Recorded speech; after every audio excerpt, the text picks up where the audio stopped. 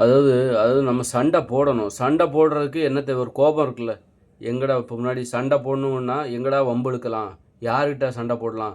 அந்த கோபம் இருக்குல்ல, அத மட்டும் நம்ம விட்டுறக்கூடாது. அதே நேரத்தில இப்போ சண்டை போடவும் முடியல. அதையும் தெரிஞ்சுக்கணும். சும்மா சண்டை போடணுங்கிறதுக்காக சண்டை போடக்கூடாது. சண்டை உனக்கு பாதுகாப்பு இருக்கா? உனக்கு பாதுகாப்பு இல்லன்னா நீ சண்டை போடாத. ஆனா அந்த கோபத்த உள்ளுக்குள்ள வச்சுக்கிட்டே இரு. இந்த சண்டை போடணுங்கிற எண்ணத்தோடயே இருக்கிறாங்கல்ல, முன்னாடி போரிட்டாங்கல்ல மனிதர்கள் சண்டை அடியில, அந்த அளவுக்கு அந்த கோபத்த இன்னும் வச்சுக்கிட்டே இரு. அத மட்டும் இழந்துறாத. சண்டை போடக்கூடாதுன்னு சொல்லிட்டு அந்த கோபத்த இழந்துறாத. சண்டை போட முடியல. அதான் உண்மை. சண்டை போடக்கூடாதுன்னுலாம் கிடையாது. சண்டை போட முடியல. நான் பணிவா பேசுறேன். அப்படின்னா என்ன அர்த்தம்? வேற என்னால அதிகாரத்தோட பேச முடியல. பிறரை அடிமைப்படுத்த முடியல. எல்லாருமே விழித்துக் கொண்டார்கள். அதனால அப்போ வந்து நான் வந்து எப்படி இருக்கிறேன் அப்படின்னா, இது என்ன வந்து மத்தவங்க கட்டுப்படுத்துறாங்க. சண்டை போடணுங்கிற அந்த கோபம் அதெல்லாம் எனக்குள்ள இருக்கு. அப்போ இப்போ என்ன ஆயிப்போச்சுன்னா, என்னால சண்டை போட முடியாது. ஆனா எனக்குள்ள ஒரு கோபம் இருக்கு. அப்போ நான் அந்த கோபத்த இழக்கவே கூடாது. அந்த கோபத்த இழக்கவே கூடாது. அதே நேரத்தில இங்க சண்டையும் போட முடியாது. பாதுகாப்பு கிடையாது. அப்படி இருக்கும்போது நான் என்ன பண்ணுவேன், என்னுடைய கோபத்த அன்பு செலுத்துவதில் திருப்பி விடுவேன். ஒரு அன்பை கூட ஒரு கோபமா வெளிப்படுத்துவேன். ஒரு கோபம் தான் அதுக்குள்ள இருக்கு. அந்த கோபம் தான் அன்பு செலுத்துவதற்கும் கோபம் தேவைப்படுகிறது. கோபம் தேவைப்படுகிறது. அந்த சண்டை போடணுங்கிற அந்த சண்டை போடுவதற்கு இங்கே பாதுகாப்பு இல்லை இப்போ. அதனால என்ன பண்ணுறேன், எனது கோபத்தை முன்னாடி வெளிப்படுத்தி சண்டை போட்டுட்டு இருந்தேன். இப்போ அதுக்கு பாதுகாப்பு இல்லை. அந்த கோபம் என்ன அழிச்சு அந்த அந்த சண்டை வந்து என்னை அழித்து விடும். இப்பொழுது எனது கோபத்தை நான் என்ன வழியா ஆக்கப்பூர்வமாக வெளிப்படுத்துகிறேன். அன்பு செலுத்துவதற்கு, பிறரை நேசிப்பதற்கு, என்னை நான் நேசிப்பதற்கு நான் இப்போ என்ன பண்ணுறேன், அந்த கோபத்தை பயன்படுத்துகிறேன். அதனால் வந்து இப்படி தான் வந்து நம்ம வந்து சண்டை போட முடியலை, அதனால இப்போ நான் அன்பு செலுத்துகிறேன். இதுதான் வந்து யதார்த்தம். சண்டை போடக்கூடாது மனிதர்கள், அப்படி அன்பு அப்படின்லாம் அப்படிலாம் இல்லை. சண்டை போட முடியாதுப்பா, அது எனக்கு பாதுகாப்பு இல்லை. வாக்குவாதம் பண்ண முடியாது, ஆனால் நான் தயாராக இருக்கிறேன். ஆனால் வாக்குவாதம் ஈடுபடுறதுக்கு எனக்கு வாக்குவாதத்தில் ஈடுபட்டால் அதனால் உறவு முறிஞ்சு போகும், பிறருடைய உதவி கிடைக்காது. அதனால நான் இப்போ மூடிக்கிட்டு இருக்கேன்.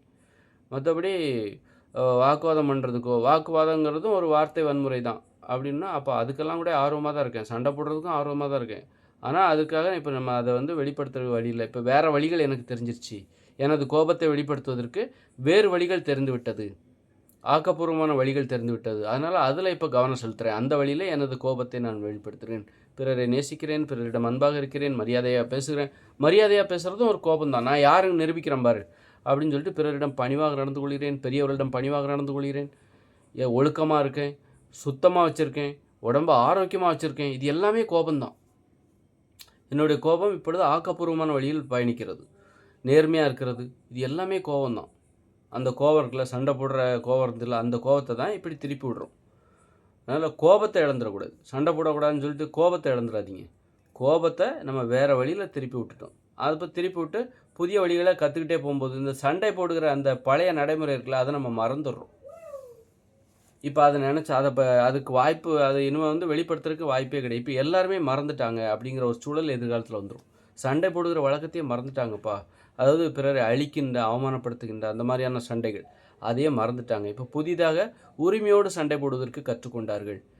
பிறரை சந்தோஷப்படுத்தி சந்தோஷப்படுறது, பிறரை துன்புறுத்தி சந்தோஷப்படாமல் பிறரை மகிழ்ச்சியாக வைத்திருந்து அதை பார்த்து சந்தோஷப்படுகிற ஒரு நடைமுறை, ரொம்ப நாகரீகமான உயர்ந்த நடைமுறை. அதில் வந்து இனிமேல் மனிதர்கள் தங்கள் அறிவை வளர்த்து கொள்வார்கள் இனி வரும் காலங்களில். இன்னும் பாருங்கள், அப்படி தான் நடக்கும். அதனால் இந்த உலகம் அமைதியாகிடும் எதிர்காலத்தில். அது வரைக்கும் எதுவும் ஆகாமல் பார்த்துக்கணும். அந்த உலகம் அமைதியாகிறதுக்கு இன்னொரு 30-40 வருஷம் போதுமானது. 2040 இந்த உலகம் செயலிழக்கும். இனிமே பிறக்கிற பசங்கள்லாம் பார்த்திங்கன்னா ஆக்கப்பூர்வமாக தங்கள் கோபத்தை வெளிப்படுத்துவார்கள். அன்பு, ஆரோக்கியம், சமாதானம், ஏற்றத்தாழ்வு இல்லாமல் சமத்துவத்தை பராமரிப்பது. இப்போ எனக்கு வந்து கோபம் இருக்குல்ல, அந்த ஏற்கனவே சண்டை போடுற அந்த கோபம் சொன்னல, இப்போ எனக்கு யாராவது ஏற்றத்தாழ்வை பராமரித்தா அவங்க மேலே எனக்கு கோபம் வரும். யாராவது குற்றம் செஞ்சால் அவங்க மேலே எனக்கு கோபம் வரும். இதே கோபம் தான் கடந்த காலங்களில் சண்டை போடுவதற்காக பயன்படுத்தப்பட்டது. அதே கோபம் தான் இன்றைக்கி யாராவது வன்முறைகளில் ஈடுபட்டால் கோபம் வரும். யாராவது எளியவர்களுக்கு எதிராக நடந்து கொண்டால் எனக்கு கோபம் வரும். அந்த கோபத்தை இப்படி திருப்புறேன், ஆக்கப்பூர்வமாக திருப்புறது. நேர்மையாகவும் சமத்துவத்தை யாராவது மீறுறாங்க, யாராவது தன்னை வந்து உயர்த்தி காட்டணுங்கிறதுக்காக ஏற்றத்தாழ்வுகளை உருவாக்குகிற நடைமுறையில் ஈடுபடுகிற ஆடம்பரமான ஒரு வீட்டை கட்டுகிறார்கள், அவங்கள பார்த்து கோபப்படணும். இப்போ நான் ஆடம்பரத்துக்கு எதிராக நிறைய பேசிட்டு வரேன். அதெல்லாம் என்னுடைய கோபம். இதே கோபம்தான் கடந்த கால மனிதர்களிடம் சண்டை போடுவதில் இருந்தது. அதே கோபம் தான் இன்றைக்கி. அந்த கோபத்தை நான் இழக்கலை. அந்த கோபத்தை வெளிப்படுத்துறதுக்கு எங்கே வாய்ப்பு இருக்குதுன்னு நான் தேடுறேன்.